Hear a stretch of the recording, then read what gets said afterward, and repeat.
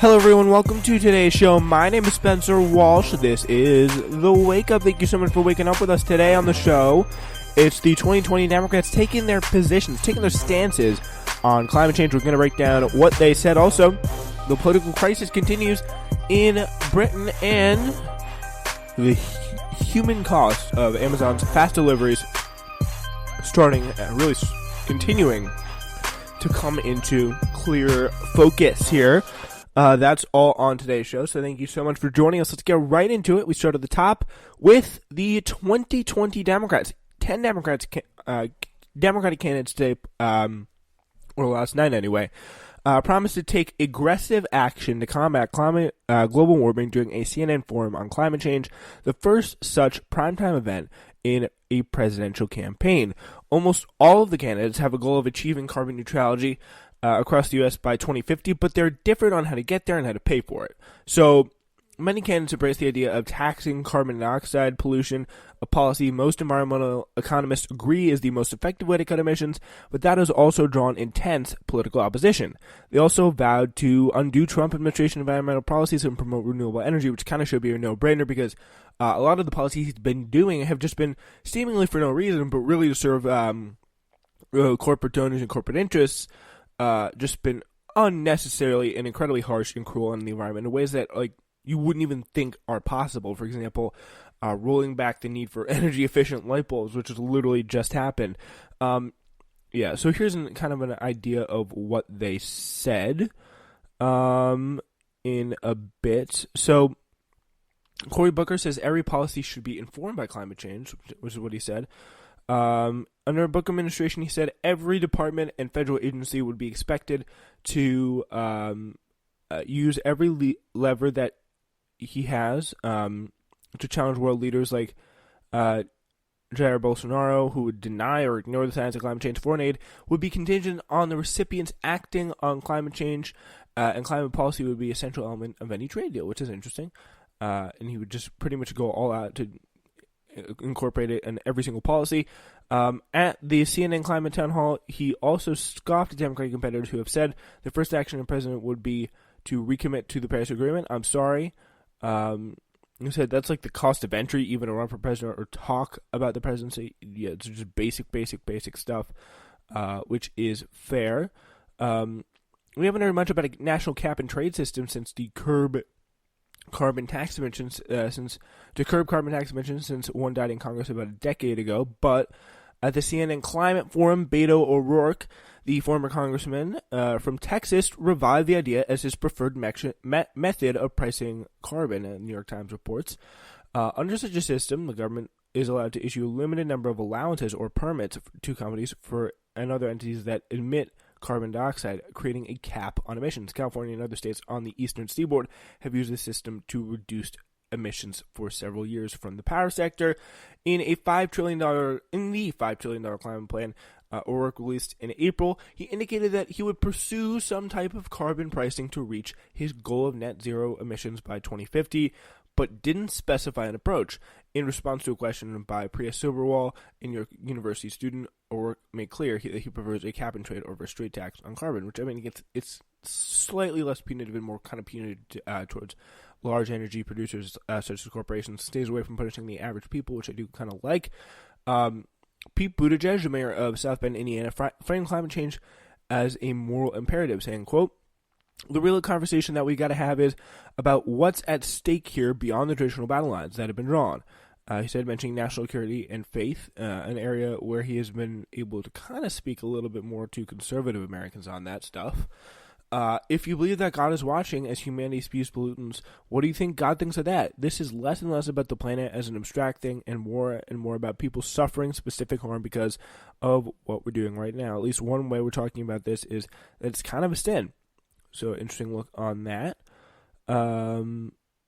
Elizabeth Warren said climate change or climate action must focus on 3 industries. So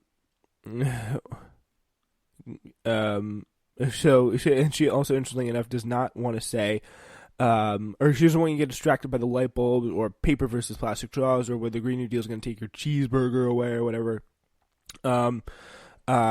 She said, "Oh, come on, give me a break."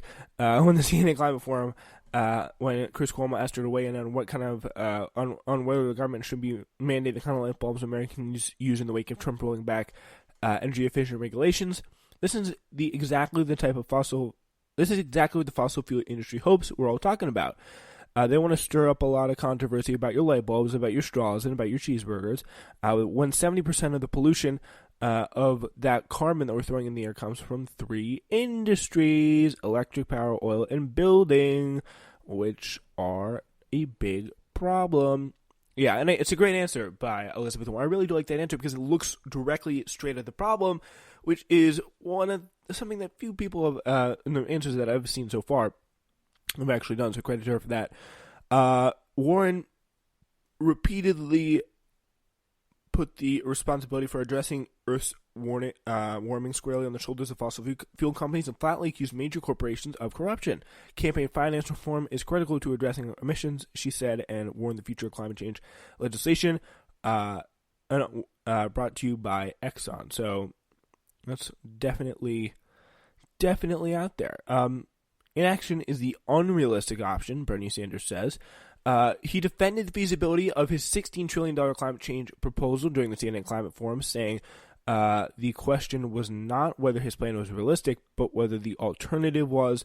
If I start from the moral position that we have no choice but to do everything we can with the countries all over the world to save the planet for our children and future generations, that will mean change. I think that what a president of the United States has to do is make clear to the people of our country and the world what the dangers are if we do not act. So I think that's very good. Joe Biden has been on the defensive recently at the climate change town hall, and we talked about this last night on Newsflash. It's good that I mentioned it up on CNN. To be honest, I did not expect that. So former Vice President Joe Biden was hit with what was probably the toughest question of the night. How can it be trusted to stand up to fossil fuel companies when he plans to attend a fundraiser tomorrow hosted by Andrew Goldman, co-founder of Western LNG, a liquefied natural gas production company? He appeared caught by surprise at the CNN Climate Forum and kind of countered he's not a fossil fuel executive, before pivoting to his history of fighting corporate polluters. Pressed about Goldman's role, Biden said, "I didn't realize he does that."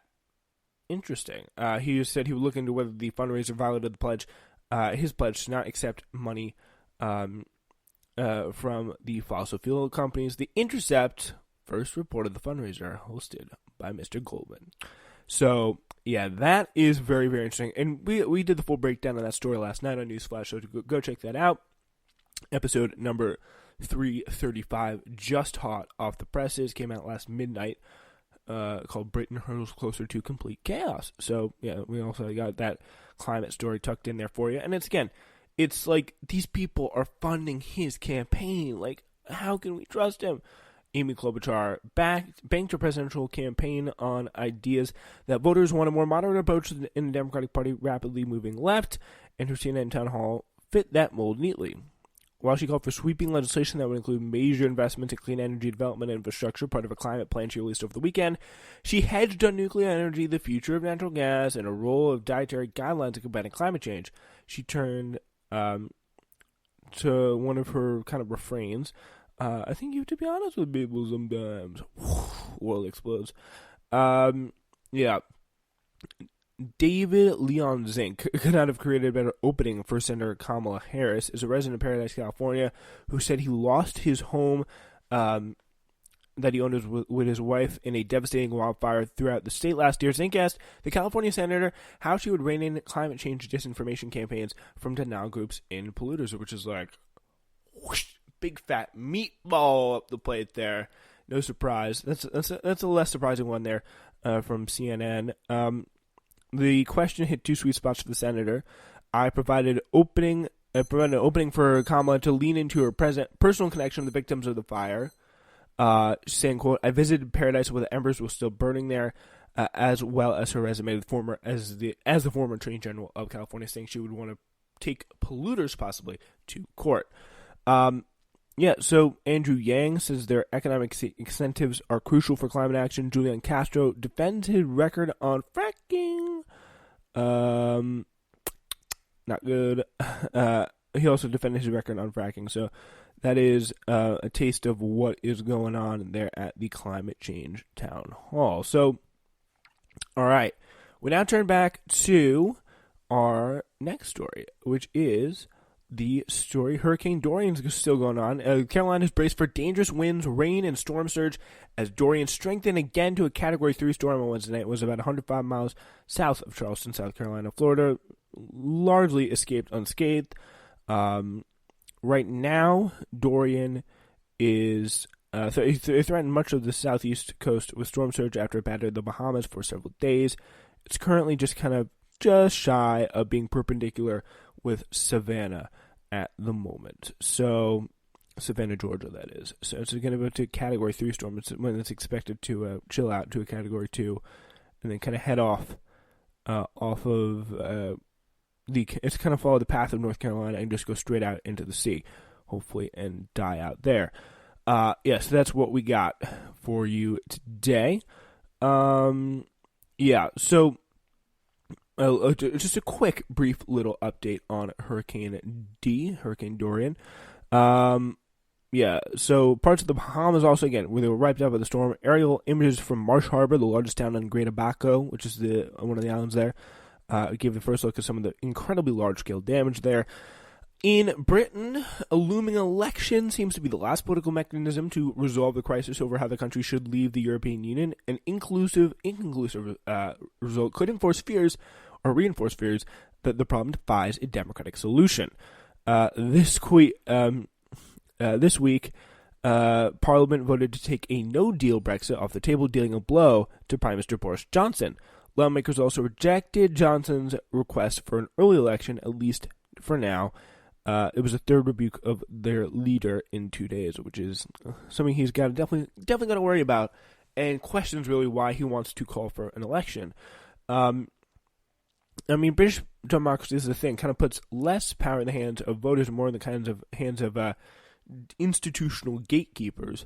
And so they have a little bit of, obviously, different democracies, a little bit more complex than ours.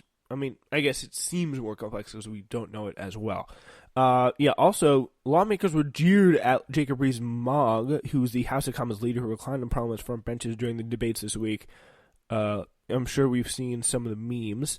So he literally was caught snoozing on one of the benches with his hands placed upon his lap. That is, it's a very, very great, someone literally used it, as a graph, and his body kind of sloped out over the chair. That's a good one. It's William Crawley on Twitter, with the kind of sloping graph of the government majority that of the Conservative Party, starting at 17, going to 11, going to 8, going to -1, going to -43 eventually, as the line of the graph reaches down to his feet, also following the curve of his body. So this is very, very funny. I do want to get some. This is his colleagues getting a little bit peachy with him, a little bit cross. Peachy is like it's different, but whatever.